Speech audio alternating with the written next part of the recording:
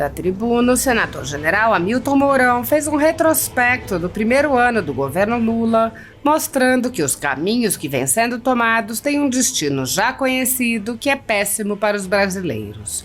O senador iniciou lembrando o contexto geopolítico mundial e criticando o que chamou de ressurgimento do terceiro mundismo, em cima daquilo que se convencionou chamar de sul global.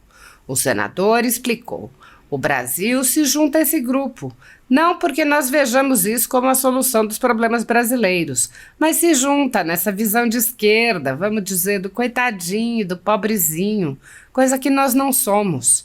Ele acrescentou: nosso governo tem dificuldade de compreender isso, não entendeu isso até hoje.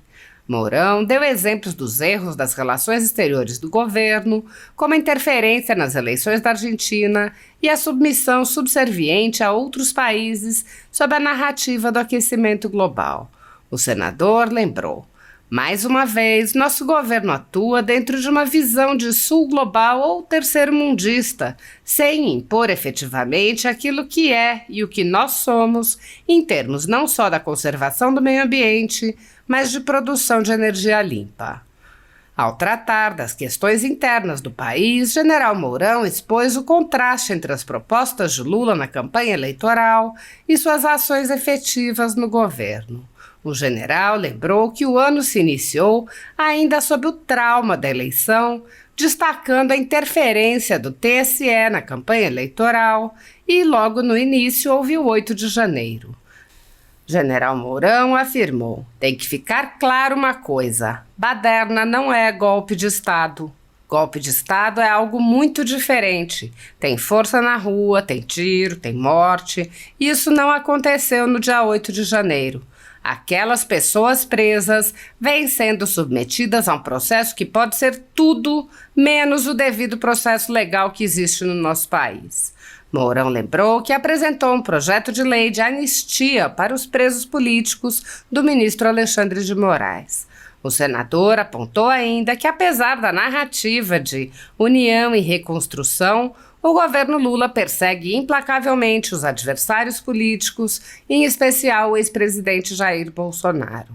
Ao tratar da economia, o senador ironizou o governo Lula, comparando-o ao filme O Feitiço do Tempo.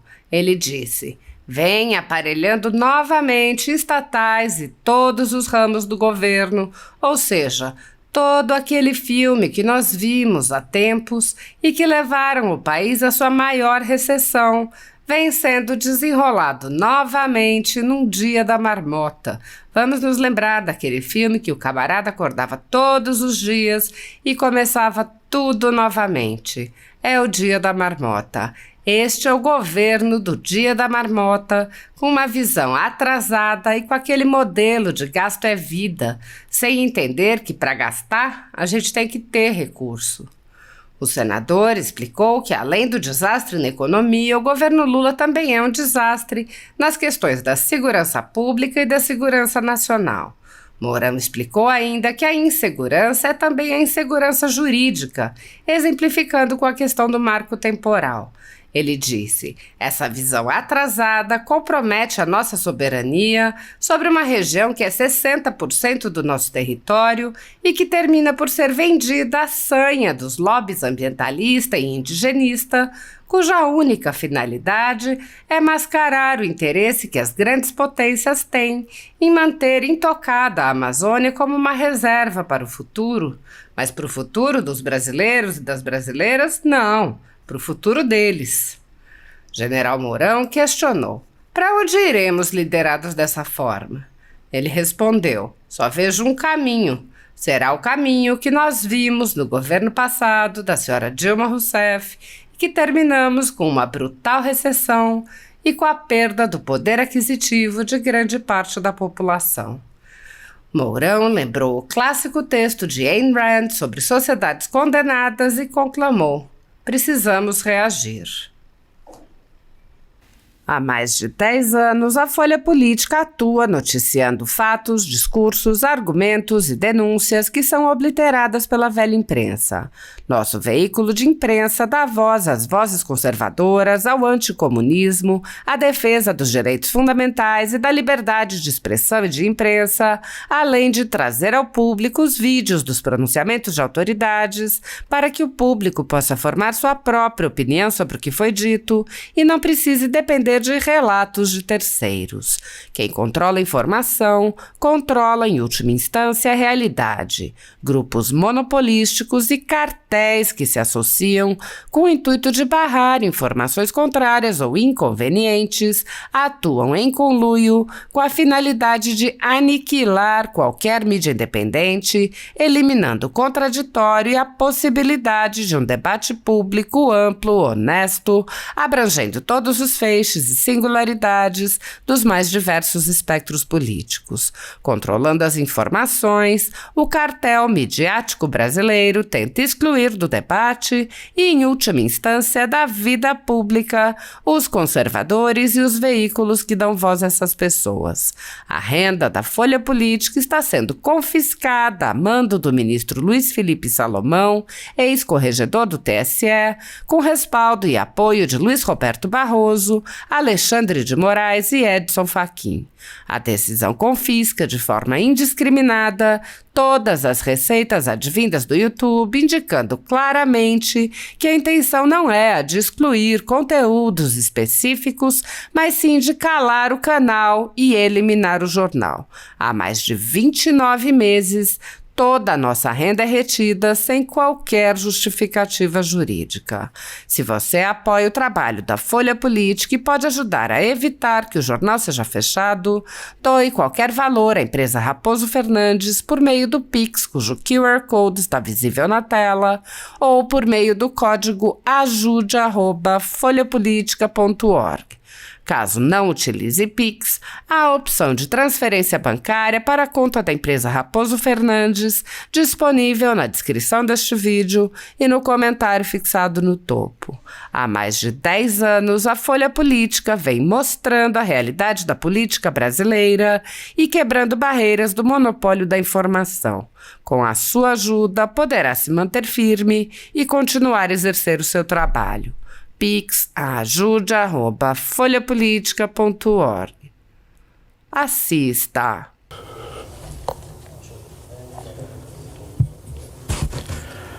Senhor presidente, senhoras e senhores senadores que nos acompanham nessa sessão virtual do nosso Senado Federal, nesta última semana de trabalho deste ano de 2023. E assim como os oradores que me antecederam, eu também venho aqui, mas com assuntos um pouco distintos. Não vou prestar contas diretamente do meu mandato, mas da minha visão sobre tudo aquilo que nós vivemos ao longo desse ano e que não foi um ano simples.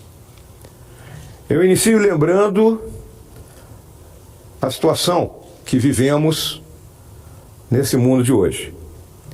Uma feroz disputa pela hegemonia militar, tecnológica, política, econômica entre os Estados Unidos da América e a China, que após 40 anos de avanços que foram fruto de reformas liberalizantes em termos econômicos, obviamente, feitas por Deng Xiaoping, chega hoje nessa posição de ameaçar, a liderança americana nesses termos que eu me referi.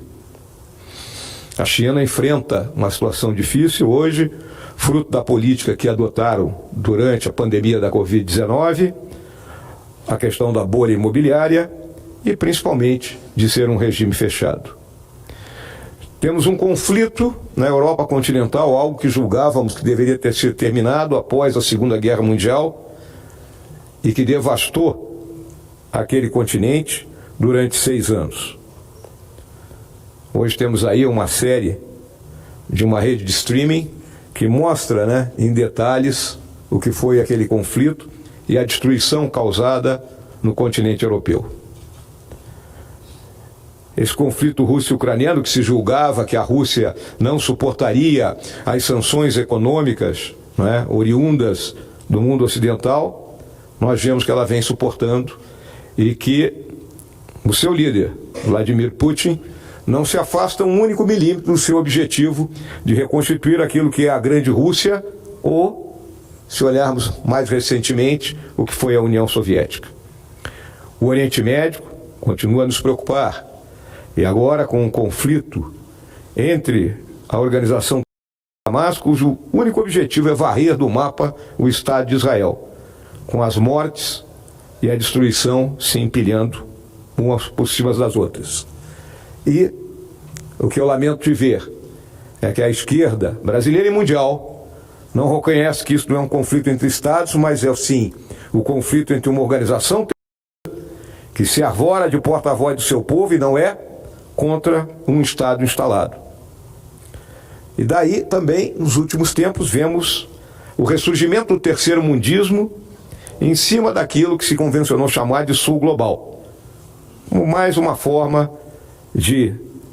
E aí o Brasil se junta nesse grupo? Não, porque nós, né, senador Exalci, vejamos isso como uma solução dos problemas brasileiros. Mas se junta nessa visão de esquerda, não é, vamos dizer, do coitadinho, do pobrezinho, coisa que nós não somos.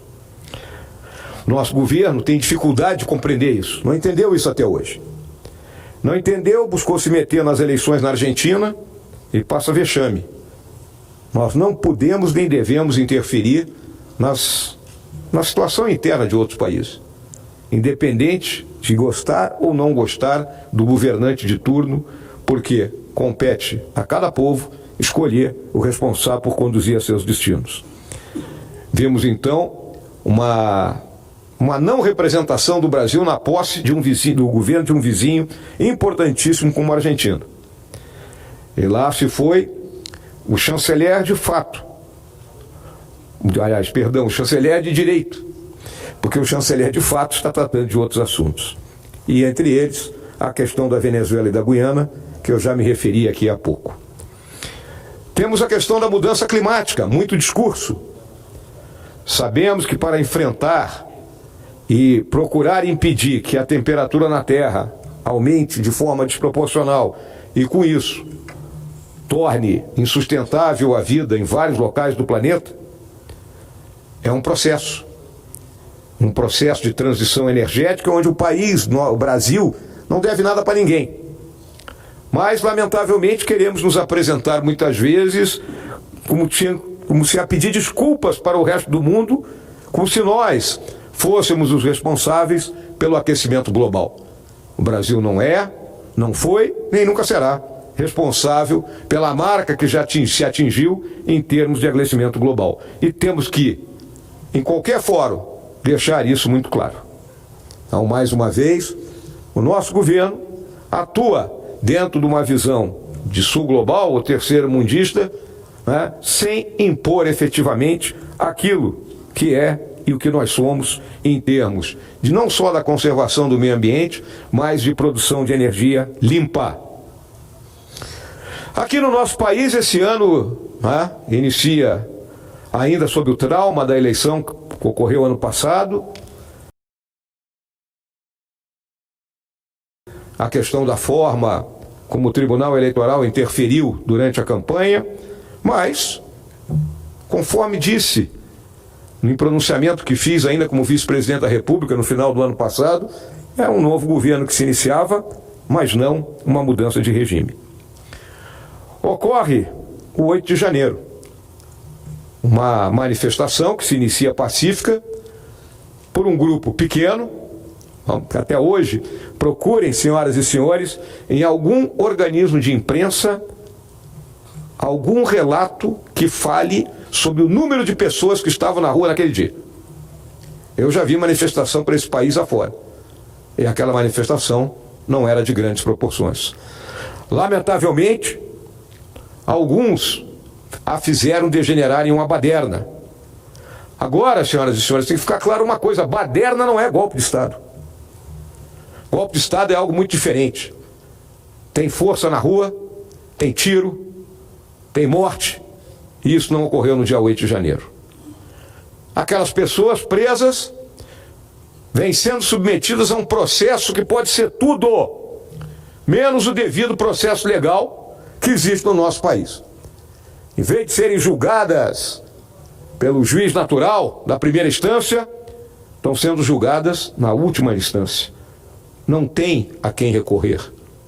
Penas muito piores do que qualquer que a gente vê por aí.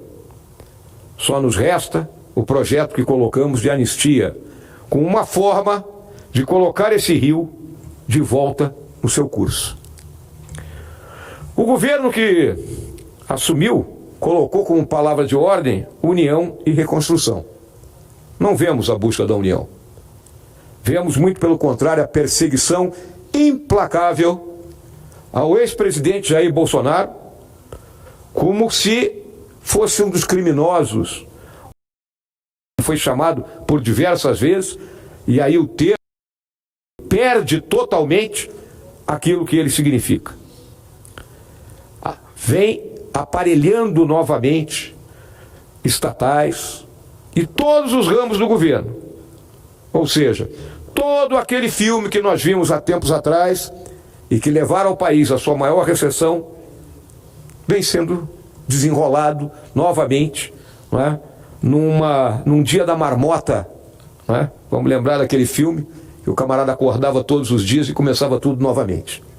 É o dia da marmota. Este é o governo do dia da marmota. Uma visão atrasada com aquele modelo do gasto é vida, sem entender que para gastar a gente tem que ter recurso. E de onde o governo arranca recurso, senador Exalci? Arranca dos impostos que ele extrai do bolso de cada um de nós. E acha que com esse gasto ele vai levar o país a um futuro organizado. Avanços que destravaram a economia no passado vêm sendo contornados. Lei das estatais, marco do saneamento, o que obriga o tempo todo a nós que estamos aqui dentro do Congresso Nacional a nos contrapormos a este retrocesso. O governo promove a insegurança. A insegurança, olhamos calmamente como está a segurança pública no país. Podemos sair às ruas tranquilamente sem olhar para trás? Qual é a política do governo? Eu vi o atual ministro da Justiça, e já, vamos dizer assim, sabatinado e votado e eleito, né, para ser um novo ministro da Suprema Corte, com um plano que, no caso da Amazônia, ele vai colocar 34 bases na Amazônia. Eu gostaria de saber como. Nós, no Exército Brasileiro, levamos uns 30 anos para colocar 32 pelotões espalhados pela Amazônia. Eu quero ver como é que ele vai colocar 34 bases. Aonde elas estarão localizadas, quem vai mobiliar, né? Como será mantido isso aí. Porque eu sempre lembro, cimento e tijolo é muito fácil. O problema é o prosseguimento. É aquilo que em linguagem militar chamamos de conquistar e manter. Lembro também, em termos da insegurança, o marco temporal. É uma discussão bizantina essa. A Constituição é clara. Grupos indígenas que ocupavam terra até a data da promulgação da Constituição e que comprovam que ocupavam aquela terra, têm pleno direito a ela. E o pleno direito não significa que eles têm que morrer de fome naquela terra, porque o próprio artigo 231 da Constituição diz que as riquezas existentes nas terras indígenas podem ser exploradas por autorização do Congresso Nacional e de acordo com a lei. Temos que fazer a lei. O indígena não pode viver na miséria. Essa visão atrasada compromete a nossa soberania sobre uma região que é 60% do nosso território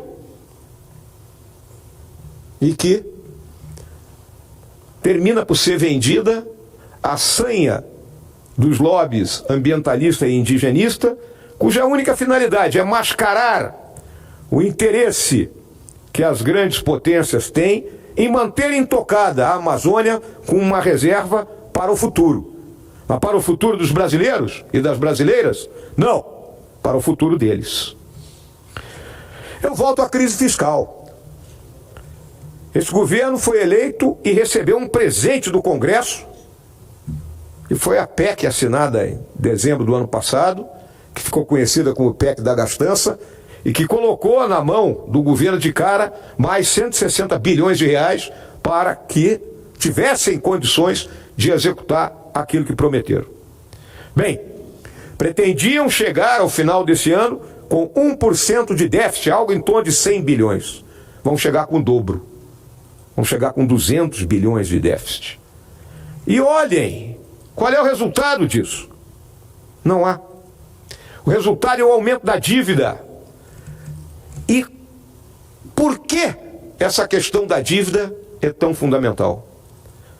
Porque, senhoras e senhores, eu estou falando de déficit aqui numa conta de padeiro. É aquele de receita e despesa. Não estou colocando... É aquele de receita e despesa. Não estou colocando os juros pagos sobre essa dívida. Porque quanto mais déficit fizermos, mais juros vamos pagar. Hoje, somando juro e o déficit nominal, nós vamos chegar a 800 bilhões de reais, que é 7,5%, quase 8% do nosso produto interno bruto. É muito dinheiro. Precisamos reduzir a dívida. E só se reduz a dívida, e as senhoras e senhores que estão em casa sabem que só reduz a sua dívida se eu tiver um superávit, que pouco a pouco eu vou amortizando aquilo que eu estou devendo. Para um país é a mesma coisa. Para onde iremos liderados dessa forma? Só vejo um caminho. Será o caminho que nós vimos no governo passado da senhora Dilma Rousseff, e onde terminamos com uma brutal recessão e com a perda do poder aquisitivo de grande parte da população. Toco agora a questão do meu estado natal, meu Rio Grande do Sul, que tem orgulho e privilégio de representar aqui, nesta casa. Nosso estado foi atingido esse ano por algumas catástrofes climáticas: seca e chuva intensa. Chuva intensa na região do Vale do Taquari, ali no início de setembro, e novembro mais outra. Óbvio, setembro desce o governo. O presidente da República nunca esteve lá, hein? O senhor presidente da República não esteve no Rio Grande do Sul para ver o que lá aconteceu. Mandou seu vice. Muito bem. Chegou lá com uma comitiva, prometeu 750 milhões de reais, linha de financiamento para as empresas. Isto no dia 8 de setembro. Hoje é dia 18 de dezembro. Até agora tem 390 milhões dos 750 que foram disponibilizados. Estamos aguardando o resto. Onde está esse resto? Dificuldade para colocar o recurso. Será porque o Rio Grande do Sul é um estado oposicionista? Será porque o Rio Grande do Sul é um estado que não se dobra? Por que será essa lentidão na entrega dos recursos necessários? Lentidão na abertura da linha de financiamento para que as empresas consigam se reerguer e manter os empregos e a renda das gaúchas e gaúchos. Lanço essa luva ao governo. Sejam mais ágeis, como demonstram em outras atividades. Finalizo trazendo à consideração de todos uma velha afirmação da escritora Ayn Rand, um dos ícones daquilo que nós sabemos ser conservadorismo e liberalismo. Quando você perceber que para produzir precisa obter a autorização de quem não produz nada, quando comprovar que o dinheiro flui para quem negocia, não com bens, mas com favores, quando perceber que muitos ficam ricos pelo suborno e por influência, mais que pelo trabalho, e que as leis não nos protegem deles, mas, pelo contrário, são eles que estão protegidos de você. Quando perceber que a corrupção é recompensada e a honestidade se converte em autossacrifício, então poderá afirmar, sem temor de errar, que sua sociedade está condenada. Precisamos reagir, Brasil, precisamos reagir, Rio Grande do Sul. Tudo pela pátria. Obrigado, senador Exalcir.